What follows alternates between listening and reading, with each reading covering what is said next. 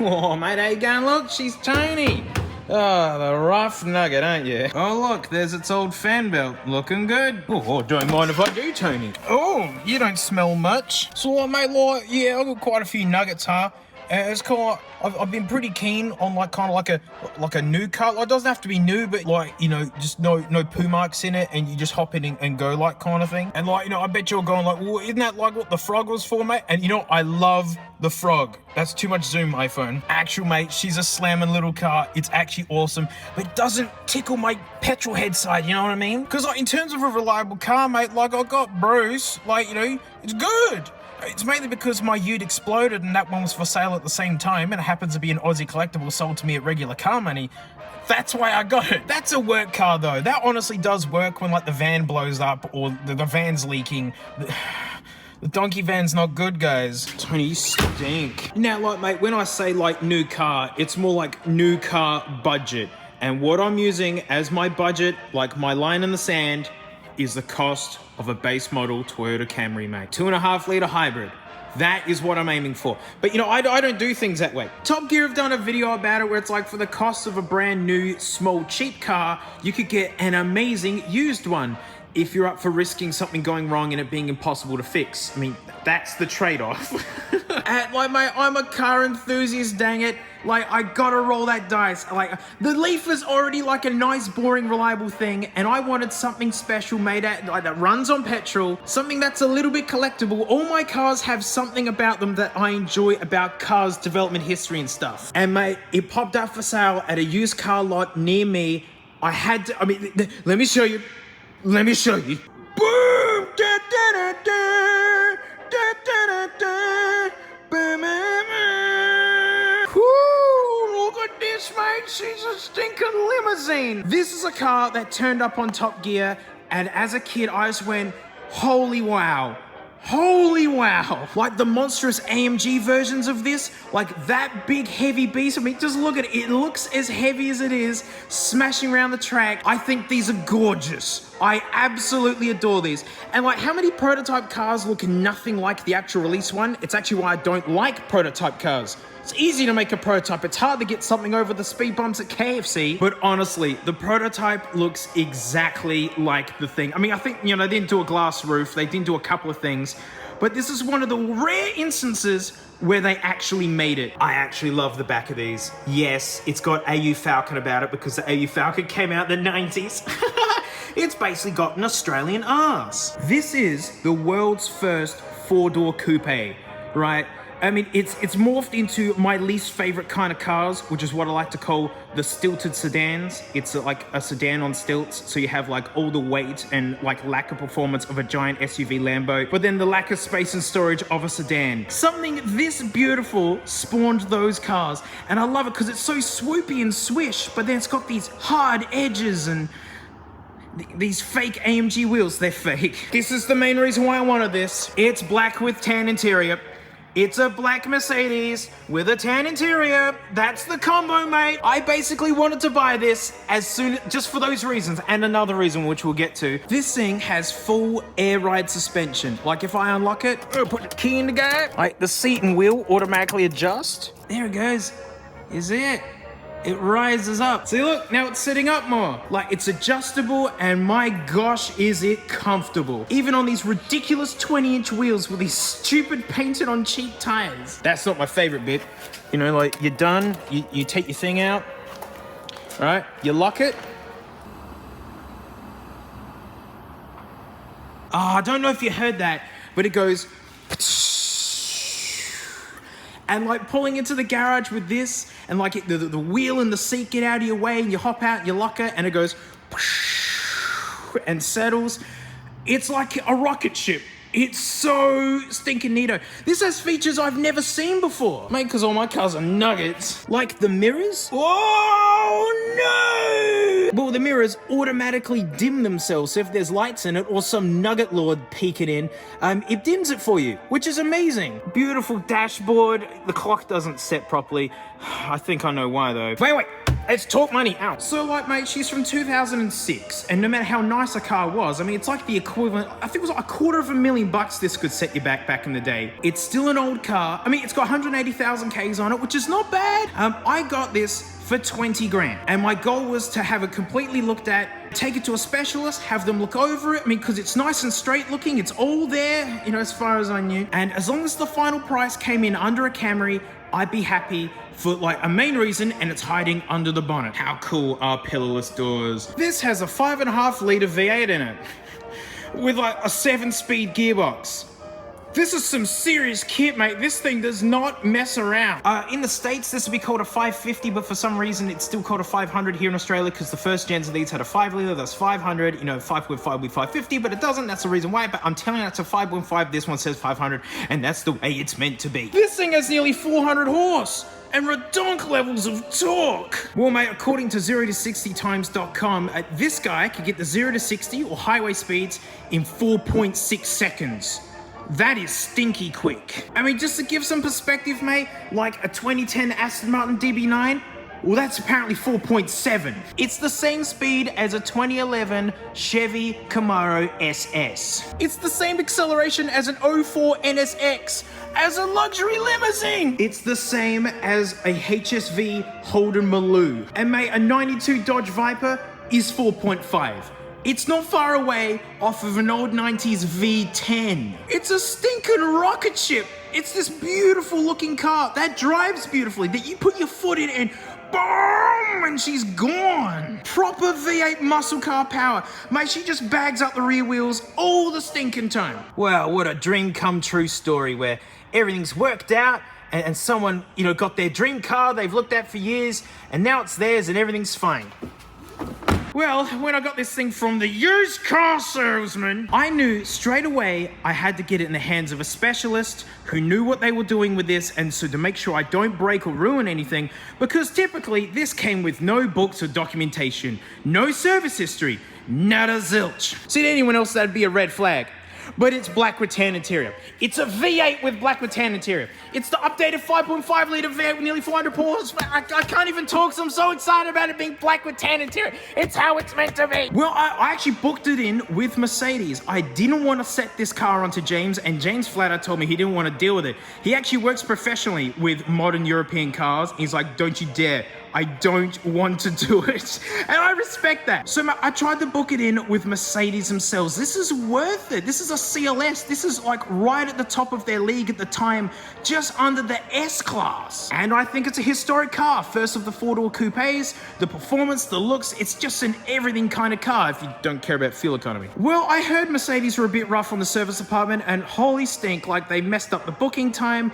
They didn't have any other booking times for me. They couldn't take my name out of their registry to remind me of a booking I wasn't even allowed to have. And when I called them to say, can you please make the email stop? They said, well, we can't find you in the system, which means we can't make it stop. Thanks, Mercedes, not coming back, mate. Then I found a third-party specialist with great reviews, and we put in a time of the booking. You know, we both talked the talk, we understood what's going on, and he got really badly injured, the poor guy, and he can't work anymore. And the last option actually had destroyed a Mercedes of mine a couple years ago.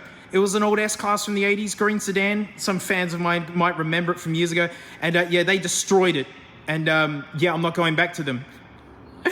So there was only one person left to work on it. James! I mean, James wasn't happy. It didn't mean to be like this.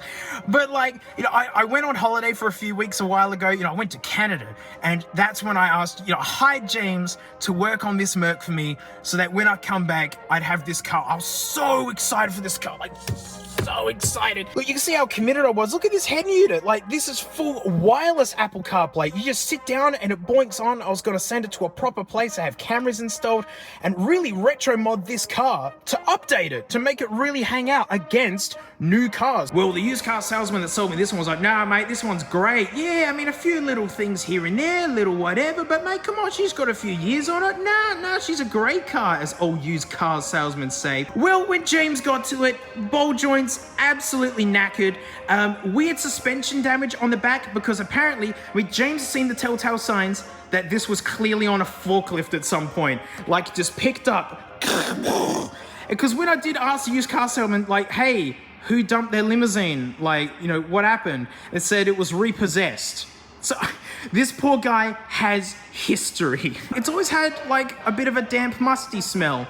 And inside the door card, it was absolutely full of mold. Sorry there's not actually like any video of this stuff. Like, you know, I'm just telling the story. It's because you guys weren't meant to see this car yet. I wanted to enjoy this privately for a while. Just, you know, privately slope around in my beautiful, stupid Mercedes on weekends. But I mean, I haven't gotten to the video title. I mean, I haven't gotten up to the bit. I mean, it doesn't matter. Just keep listening. Yeah, this had mold in it, and all these switches were dead, and they were corroded and strange. And while digging around, like to fit the stereo, James noticed that anything metal had corrosion on it. Oh, well. It kind of works, except lights flicker and freak out in the dashboard every now and then. James was a superstar, and he actually cut out the mold and like fitted new fabric and everything to make it original. Like, oh, James. So first signs of issues, mate, is that when it's cold, it idles funny. When she's all warmed up, it runs amazing. Like how silent and smooth Mercedes can make one of their V8s, especially one with so much power when you put your foot in it. Well, there's a giant red flag that I don't have a lot of tolerance for. James found this in the gearbox. Oh, these 3 huge chunks, and they form one giant bit. And like, that's worrying. That's massive. Even though I don't know, all the gears work, but then there's this much missing from the gearbox. That said, one weird thing that it does do every now and then, and you don't know when, it'll just go and shunt out of nowhere. You know, almost like it's missing this much out of the gearbox. And look, that's a really big red flag, and it made me just go like, oh, really?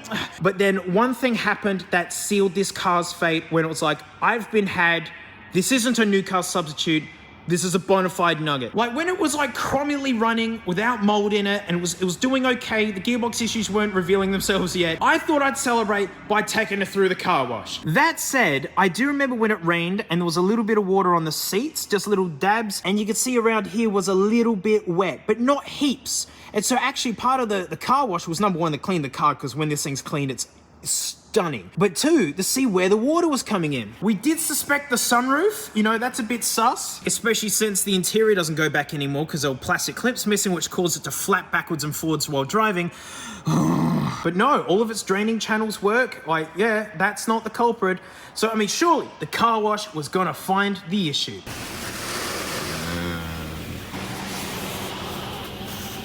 Oh yeah, here we go. Oh yeah.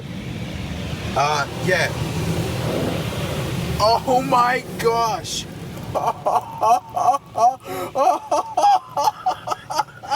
Oh my gosh, I'm swimming. The windshield leaks.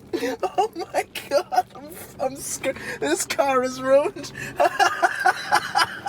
We're just getting started. Oh my gosh. I have to sit through this. Stop, I'm already wet. And I've been had. What a cantankerous nugget. I've never seen a windshield leak like that. It's like it doesn't have a seal at all. I'm in awe. It just bucketed in. And it all makes sense because the fuse box is in there. And when James popped it open, any paper that was in there was pulped up nothing. The entire fuse box and all the electronics have been absolutely soaked. No wonder why lights flicker and freak out in here. No wonder why like can't set the clock or nothing. Who knows? Maybe that's why it's idling funny, because like there's wires in here that have been like absolutely waterlogged. It's a bona fide nugget. Well, the spoilage of a classic car gets worse other than these fake AMG wheels, which are buckled. Oh, it's a bit hard to see, but this wheel does have a whammy in it. This thing came with this like AliExpress spec head unit in it, which like I don't trust at all. Like my phone has everything on it. Why am I going to give it USB access to this absolute land waste? And in the process of that being fitted, the entire audio system was gutted. Oh, phew, the AliExpress took a hit, didn't it? Like, it's got a Harman Kardon sound system with like a subwoofer and everything. It turns out it's all fiber optics. It's really high-end stuff, and it's all been balked and butchered to put that cheap, crappy head unit in it.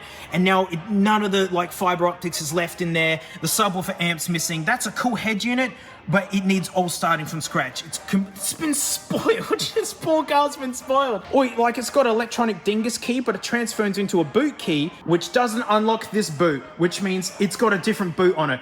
James has seen that it's even had a respray. This guy, oh my God, it's been around. It has been smashed about. So much went wrong for James that all of his hate and malice is inside of this car.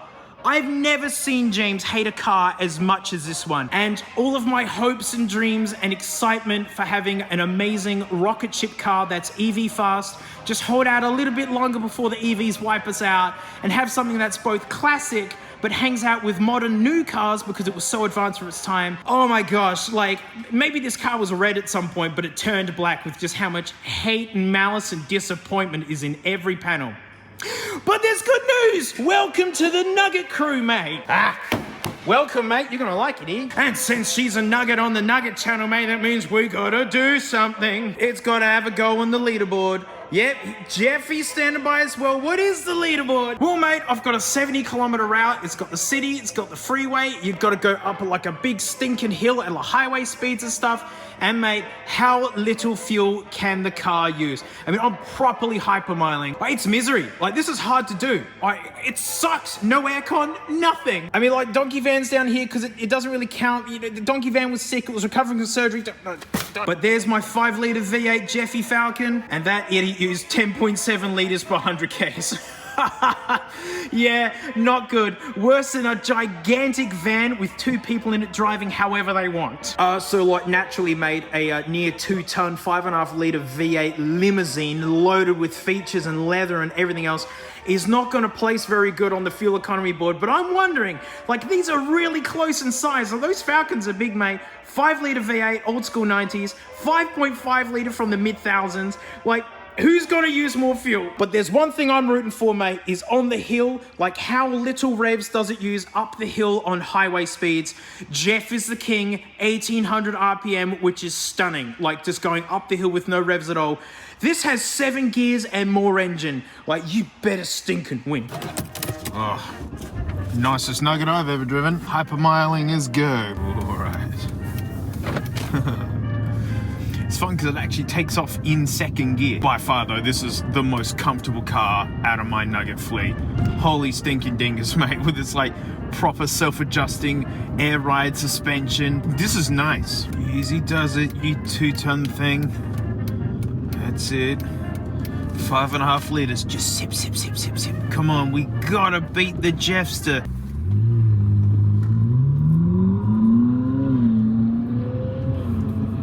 This car doesn't want to sit on 60 for some reason.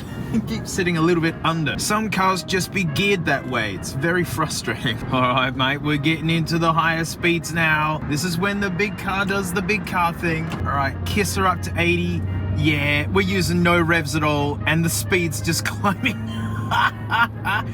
Oh, that's a 5.5-liter V8 for you. Right now doing 80, this is the most comfortable this car has been. It didn't hypermile very good in traffic, gotta tell you. You can feel the weight of it. It kind of just wants to go. You know, like, what's fuel cost when you can afford one of these? You better be good up the hill. If Jeffy pips you, I'm gonna be so mad. I mean, we're in 6th. We're not even in 7th yet. And we're not even doing 1500 RPM to do 80. Breeze our way up to Hunji. Oh, it's effortless. This is so easy. All right, this is the hill. We're gonna shift it in the 7th. Yeah, hang on. Gotta get it up to Hunji. Come on, you.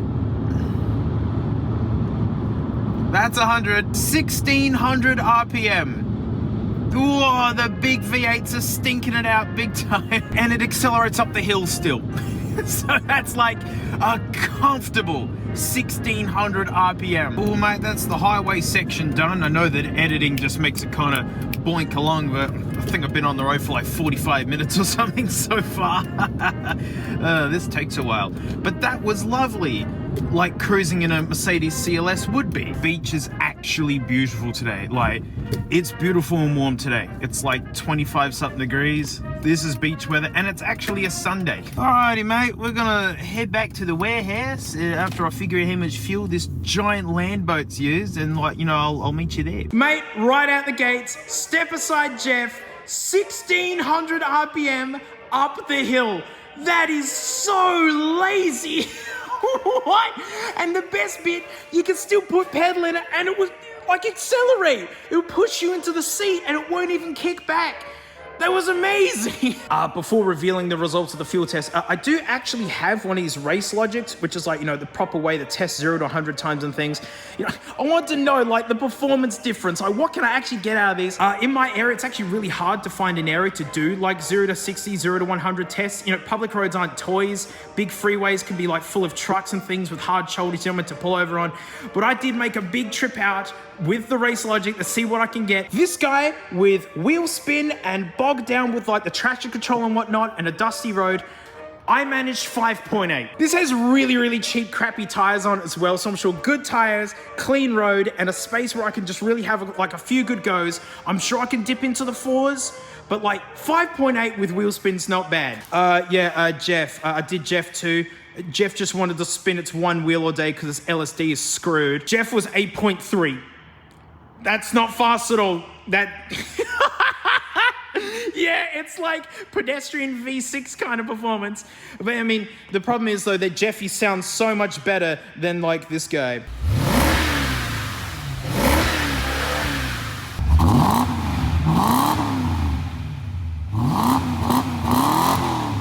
But mate, this is where it matters right now. Jeff's at the bottom. Do we have a new loser? Is the heavier, more powerful, more featured car gonna use more fuel? It's the only thing Jeff could beat the Mercedes at this point, is just using less fuel because it's less car with a smaller engine. Jeff is slower, uses more revs to get up hills. What about fuel? Oh no, Jeff lost 10.5. Oh, poor Jeff. The bigger, heavier, more powerful, more featured, more beautiful, more everything car. Use less fuel. Jeff, you're such a nugget. Outstanding result. You know, Mum's Nug, nothing's touching Mum's Nug. And Jeff stinks it up. Well, actually, no, Jeff smells great, but, you know, you're stinking up the fuel board big time. Oh, see what a disappointment this car is for me. The fact that it's beautiful, well-featured, great performance. I mean, you know, fuel, sure, but I mean, it's not criminally bad. You get a lot of value for your spend. You know, you get the performance and the luxury for the same fuel. And I was gonna balance it with driving my Nissan Leaf, which is charged by my solar panels. And then on weekends, Friday night, take this home, Monday morning, drive it in. It was going to be such a beautiful thing. I was actually really excited, and it's how I was going to do things for a few years. And having a car with performance that could at least hang out with EVs for a little bit. But no, just another nugget. But you've just driven it. You've just shown that it gets good results, and it's not bad on fuel, and it's super comfortable. But mate, I'm not committing like a day off, a big day trip. Hey, you know, jump in the car, let's go, like, let's take the Mercedes. No, not the water-balked Mercedes. I mean, it's a nugget now because now I'm just waiting for something to break. What part of the electrics is going to give up first? Like, when's the gearbox going to die? If it didn't get rained on, if water hadn't entered the cab, this car wouldn't worry me at all. But something this complicated with this many wires, with that much water damage, you know, what James saw behind the dash, you know, she's a nugget, mate. So, no new nice car for me. I'm doomed with the nuggets. Jeff, mate, I feel like you're getting worse and worse.